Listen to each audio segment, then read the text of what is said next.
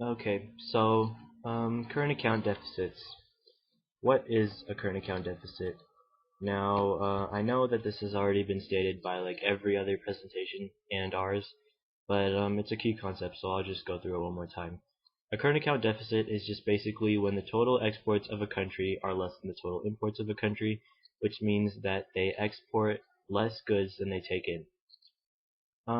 A current account deficit is not always considered to be bad for a country. It can be considered good for developing nations because developing nations usually are going to have a deficit because they need the resources before, and then when they develop they will start to uh, lessen their deficit. Also, a current account deficit is not necessarily bad unless it is too high a percentage of your GDP. For example, the United States has a current account deficit of 7% of their GDP, and as this percentage continues to go up, it will gradually start to affect your currency, which your exchange rate, and it will start to lower your exchange rate. Also, in theory, the current account deficit sometimes also balances itself out because once you have lowered demand and increased supply for the currency, which I will show you on my graph. That will result in a lower exchange rate for your currency, which will result in lower imports and higher exports, which will result in a lower deficit, which is what we're trying to get to. So let me show that to you right now. So say we have the United States currency, the dollar, and the exchange rate. So so the demand and supply of United States dollars. And here's the equilibrium, which we will call at, we'll just call it zero point 0.9. And okay, so the supply of U.S. dollars will start to go up because of when domestic consumers start to exchange this currency in order to gain foreign products, then the supply will go up, and the demand for our currency will go down because less foreign consumers need our currency in order to buy our goods. Because as we already know, in order to gain goods from another country, you have to buy those goods in that country's currency. And if that country's currencies are not in high demand, then there's going to be less people demanding the currency, which will decrease the demand for the currency. Now, this will cause, I know this isn't a perfect graph, but it will cause the exchange rate to go down. So let's just call this at zero point 0.8.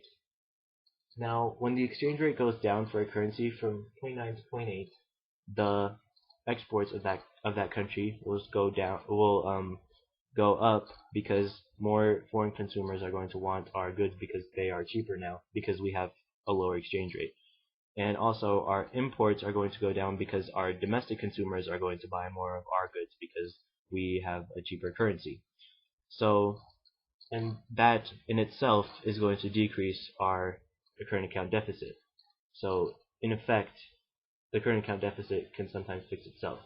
However, there are conditions for this to happen, and it does not always happen like this. But in theory, this is what should happen. That's what ec- e- e- econ oh economists ec- yeah ec- oh economists oh economists, yeah, that's what economists think should happen, or in theory. um so let's get into the consequences of a current account deficit. I know we just went through these, but let's go through them again because we're not going to go back to our notes during the quiz, so you guys need to pay attention to this. The first consequence of a current account deficit is when the government uses its own foreign reserves assets from to buy assets in order to increase the capital account, which will decrease the current account. So obviously this will work in the short run, but it will not work in the long run because we do not have indefinite amount of reserves of other countries currencies, obviously, and so we can't maintain this indefinitely. Also, the second consequence for current account deficits is that there is going to be a high level of foreign consumers buying domestic assets, and economists don't think this is that something to worry about that much, because it shows that there is foreign confidence in domestic markets, which is good for domestic markets, and so it is not considered to be that big of a problem. However, there is a concern that if domestic assets that were owned by foreigners was too great, then our economic sovereignty would go down, and because obviously there's less domestic consumers owning domestic assets. Also, if foreign consumers have a sudden and huge loss of confidence in domestic markets, then they will start to sell our domestic assets, which will cause a huge increase in supply of our currency, which will cause a decrease in the exchange rate.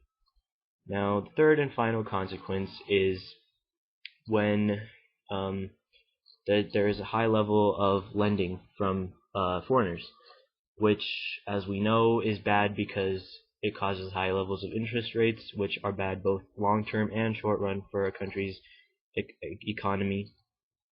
Yeah, economy, and and then also there's that the lenders might decide that they do not want to invest in our markets, and so they will decide to invest somewhere else, which again would lead to a massive selling of our currency, which would lead to a drop in the exchange rate.